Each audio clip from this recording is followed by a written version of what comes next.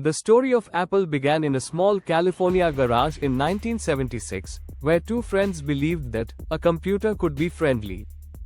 Steve Wozniak built an elegant circuit board that did more with less. Steve Jobs looked at it and saw not just a machine but a doorway for ordinary people. They named their company Apple because it sounded warm, simple, and nothing like the cold, technical brands that dominated computers. Their early machines were handmade and hopeful, and they carried a quiet argument inside them: technology should feel human. That argument became the thread that runs through every chapter that follows, sometimes held tightly, sometimes lost and then found again. In 1984, Apple put that idea on a stage and called it Macintosh. A smiling face greeted you on boot. A mouse let you point instead of memorize commands. Windows and icons replaced a black screen of blinking text. The famous ad at the Super Bowl was loud, but the real revolution was gentle: type, click, draw, and it just works.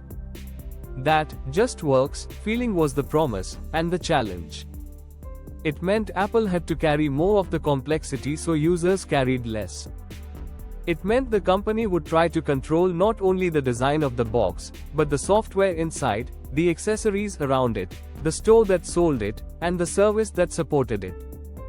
The seed of Apple's strategy, deep integration, was planted. Then came a difficult decade. After Jobs left in 1985, Apple tried to be many things to many customers. Too many models, too little focus, not enough magic. The 1990s were adrift. The company survived, but the line between Apple and everyone else blurred. When Jobs returned in 1997, he did something that didn't look like invention at all. He said no. He cut the product line to a 2x2 grid, consumer and pro, desktop and portable, and told teams to pour all their energy into fewer things.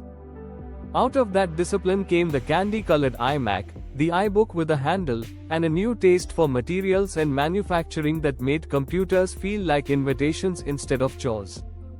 Simplicity, it turned out, was a full-time job. The next chapter started in a pocket. In 2001, Apple launched the iPod and made a bold promise in 5 words: 1,000 songs in your pocket.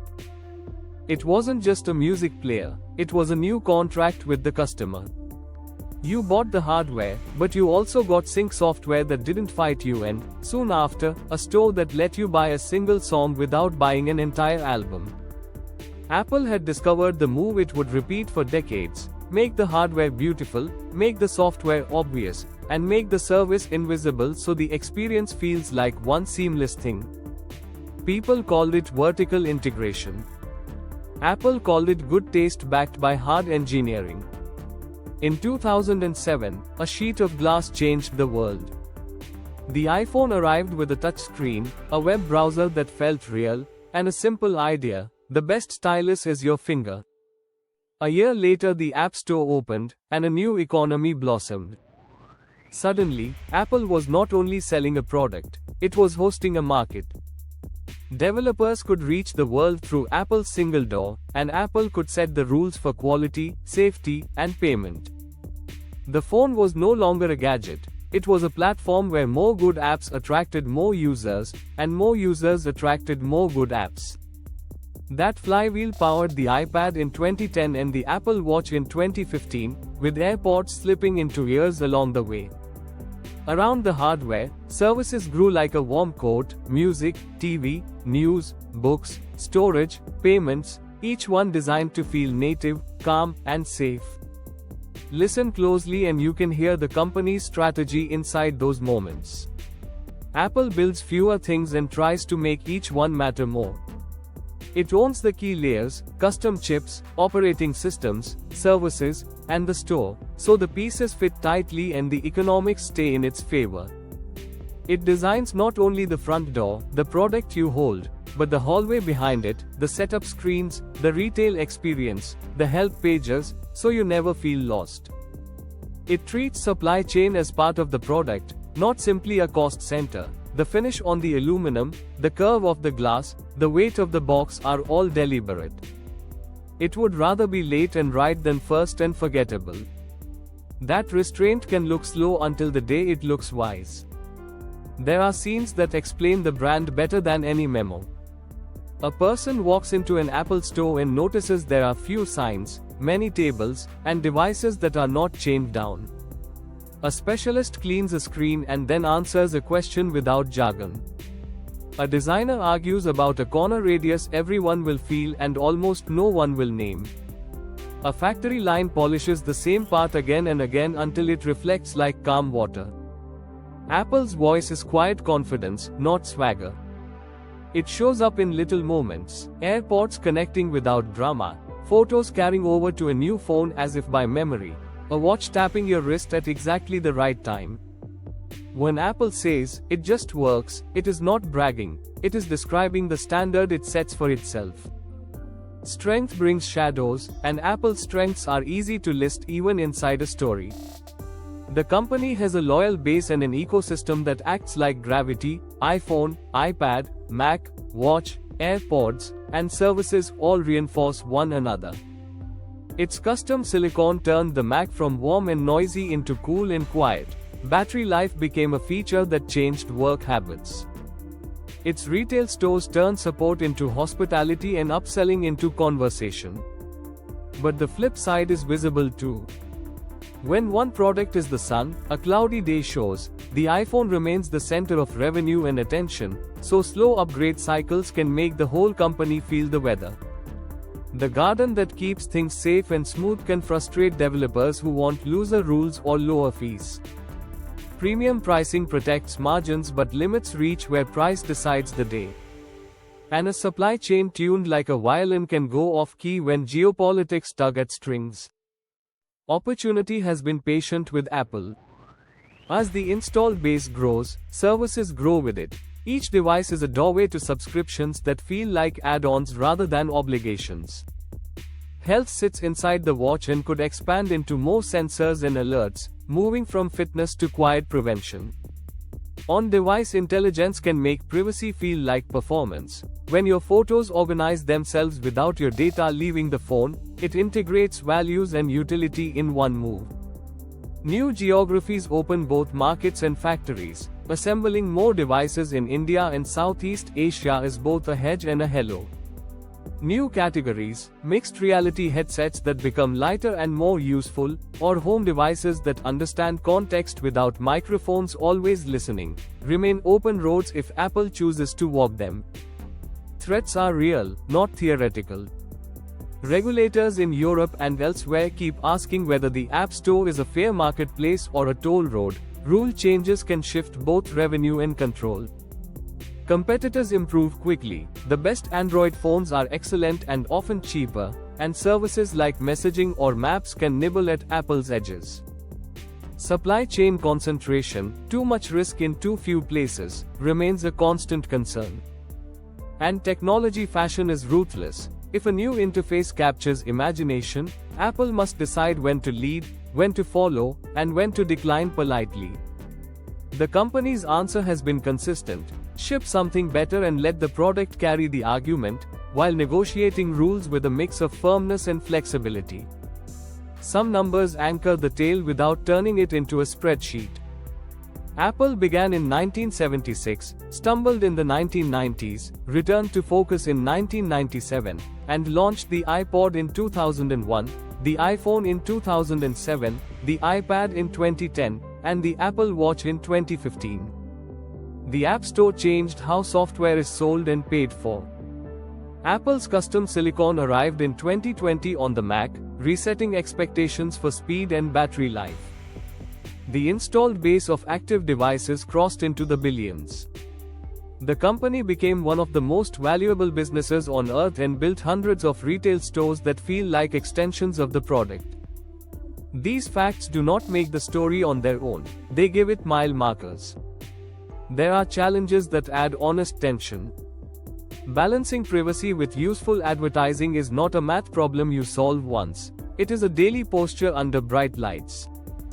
Deciding how open an ecosystem should be when regulators demand options that Apple believes will weaken security is not a tidy debate.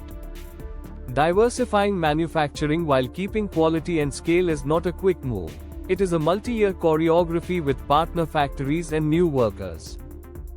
Bringing new ideas like mixed reality or on-device AI to regular people requires Apple's favorite trick: take something complex and make it feel obvious, then make it feel unavoidable. Doing that again and again means making many small, boring decisions correctly, in sequence, for years. Tucked inside the narrative are the lessons that young founders and students can borrow. Focus is a strategy, not a slogan. Saying no to a dozen good ideas to protect one great one is the work that makes simplicity look easy. Integration beats coordination when the experience matters. Owning the chip, the OS, the device, the service, and the store lets you remove 100 seams the user would otherwise feel. Supply chain is brand. Reliability at scale becomes part of how your logo feels in the hand. Pricing is positioning. You can charge more if you deliver more and if the story, design, service, privacy earns it. Taste compounds. If you choose restraint over clutter year after year, customers begin to trust that your next choice will also be calm. There is also a softer lesson about timing. Apple rarely rushes to be first. It tries to be ready when it arrives. That restraint can look like caution until it looks like care. When Apple moves into a new space, it brings a full stack, not just a headset, but a way to build for it. Not just a watch, but health partnerships and AirPods. Not just a chip, but a tool chain and a migration plan. Behind the stagecraft sits a culture that rewards the unglamorous excellence most companies skip: clear documentation, predictable updates, demo areas that work every single time, packaging that opens without a fight. These are not extras, they are the scaffolding that lets the big ideas stand. Picture a single scene that contains the whole arc. A teenager opens a new iPhone. The box slides apart with a hush. The screen wakes and nods hello. A few taps later, photos arrive as if they walked across the room. Messages appear in order, apps settle into a familiar grid. The watch pairs itself. The laptop recognizes the phone without being asked. There is no speech about vertical integration, secure enclaves, or manufacturing yields. There is simply the feeling that someone thought through the steps before you did. That feeling, relief mixed with delight, is Apple's real product. The device is the shell, the experience is the pearl. The company is not a fairy tale. It is a machine that manufactures taste at industrial scale, guarded by rules that can frustrate outsiders and saved, again and again, by the stubborn belief that the whole should feel simple even when the parts are complex. Its strengths, weaknesses, opportunities, and threats are not slides at a meeting, they are the edges of every decision it makes. Its strategy is a loop: focus, integrate, polish, scale, repeat. Its challenges are the cost of ambition. Its key stats are reminders that this is not a hobby. And yet, after all the launches and lines outside stores, the heart of the story is small. It is a parent setting up a phone for a child and watching family photos sparkle into place. It is a student in a noisy cafe putting on AirPods and finding a small island of quiet. It is a nurse glancing at a watch and spotting a heartbeat that needs a second look. It is a film editor scrubbing a timeline on a laptop that does not heat up or slow down. It is a payment that goes through with a tap instead of a sigh. These tiny moments add up to loyalty, not because the logo demands it, but because the experience earns it, day after day. If Apple can keep earning it, by making the complicated seem calm, by choosing privacy when it is costly, by stepping into new categories with the same care it used on the first Macintosh, then the story that began in a garage will keep unfolding. Not as a race to shout first, but as a long, deliberate practice. Take the everyday and remove the friction until what is left feels inevitable. That is Apple's tale so far, told in simple lines. The lesson is not a secret. Think deeply. Build carefully. Say no often. And when you finally say yes, make it feel like a welcome home. Thanks for watching. If you have not subscribed to my channel, then please like, subscribe and share. See you in next video.